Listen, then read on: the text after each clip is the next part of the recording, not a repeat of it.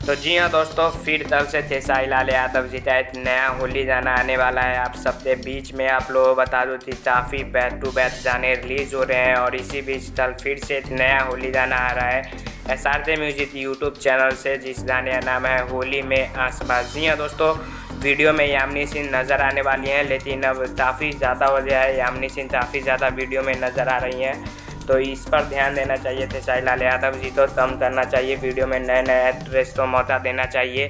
आप लोग क्या जाना है कमेंट में ज़रूर बताइएगा। और ये गाना है SRK म्यूजिक के यूट्यूब चैनल से आने वाला है।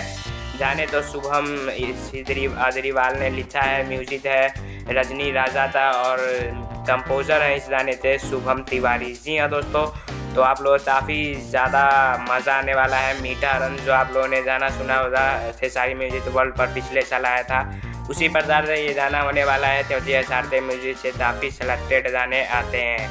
तो आप लोग बता दो जी, कल सुबह 6:30 बजे SRK म्यूजिक यूट्यूब चैनल पर ज़रूर देखिएगा होली में आसपास। जय हिंद।